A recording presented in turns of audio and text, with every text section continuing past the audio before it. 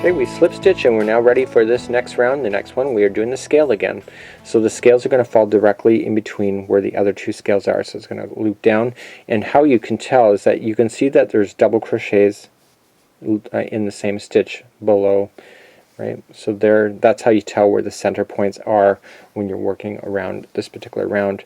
So to begin, we have to chain one, and we're going to come down the one post and up the other on the front side. So it's front post double crochet. We're just going to wrap the material or yarn and just go around the inside the post. So just come up and underneath, and I'm just going to turn the material so it's easier for me to see as well as for you to see. And I'm going to double crochet myself across for 5. So we're just working our way down the front post for 5. Once we're now got our 5 in, we're going to chain 1, and I just want to turn this project again. So just turn it so that I see the next post that's in the line, which is right here, and we're just going to wrap, and we're just going to go underneath the post like that toward the center of the scale, and we're going to work 5 double crochets going up the post instead. So one we come down the post, and the next one we come up the post.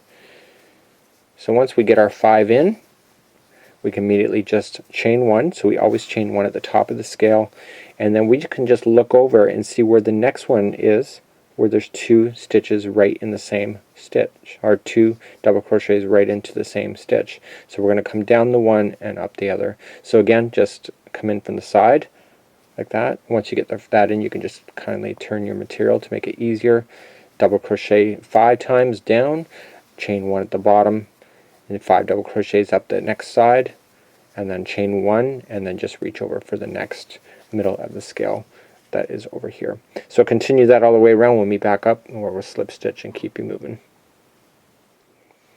Okay, we're now back all the way around, and now it's time to slip stitch again, and we're going to slip stitch where we did the chaining of 1 here on the scale area, just like there, and we're just going to slip it, and we're going to move along to your next step. So all you just need to do is that you need to have 13 of these scales going up the purse. They also have a measurement on the pattern if you wish as well. So this is 1 and 2, and so therefore we'll meet back up at the top of this purse when we start the edging, where we're going to carry on with this pattern. To start off, we're just going to chain 1, and remember how we were double crocheting ourselves all the way when we went around. This time we are just going to be following all of the double crochets that are underneath. Now you will notice that when you jumped over this area here, you've always missed one. You're going to want to capture every one of those stitches along the way, okay, including the middle piece. So we're just going to use the gray here, or the clay color it's called, and we just want to be able to secure a single crochet around the top edge. So I'll meet you back up, and we're going to now finish off with this color. Make sure that when you go to single crochet, you're not just grabbing this piece here, you are grabbing the piece that's in behind, because those scales just won't be strong enough to hold your purse back together. So make sure you are getting in behind as well.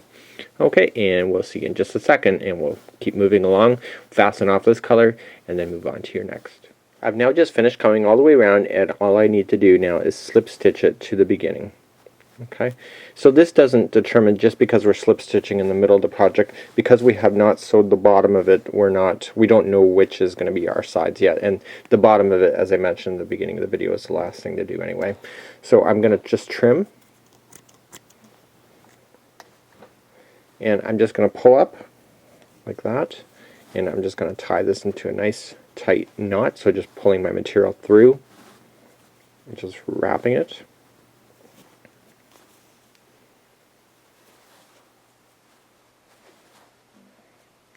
I want to do that a couple times. I don't want this to be very visible, and the next color will bury it anyway.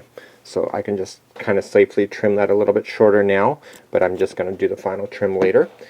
And now I want to get the deep straw color, and I'm just going to create a slip knot to do that.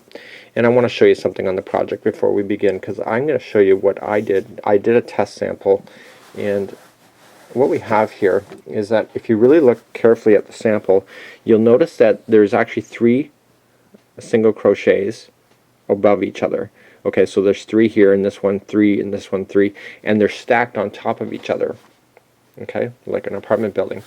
This one here, what I did is that I did the 3 but I didn't stack them. I put them in between each, and what it did is it changed its entire look to almost looking like a granny square versus this. So you could actually, you know, have some creative allowance and change it if you want to, if you like this look or this one. But I'm going to show you how to do this one here because this one's pretty standard. And let's move along to that next.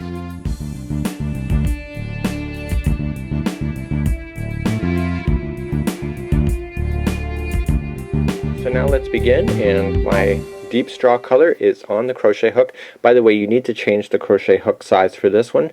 We were using a 5.5 millimeter the entire time, and I've just switched it down now to a 5 millimeter. It calls for using a smaller needle. What we want to do is start off where we stopped, and we're just going to slip our hook in, okay, and just take your straggler and your string, just throw it over and pull it through and through. So we're just going to pull it right through that slip knot. Okay, so it's now fastened on, and we want to chain 1. So we're going to chain 1, and we are going to put 3 single crochets into the same hole, or into the same stitch. So just, oops, that was a double crochet. Don't wrap the material. I've been double crocheting this whole project so far. So just straight into the hole, grab the material through, and pull through. In, pull through 2, in, pull through 2. So we now have a combination of 3 on there. We want to skip the next 2 stitches in the line and go to the third one over and just immediately just single crochet for 3 more times into that same stitch. Okay, so you're seeing the pattern so far. So we're going to skip 2, 1, 2, go to the third to immediately single crochet. And this looks really quite sharp, just how it just aligns this whole gray. So again, skip 2, go to the third, 3 single crochets, and do that all the way around. We'll meet back up, or we'll move on to your next. So I've come all the way back around, and now it's time for me to slip stitch where I started. And this is where what will make the difference of looking like the granny square idea like I just showed you before, or you wanted to follow this exact pattern.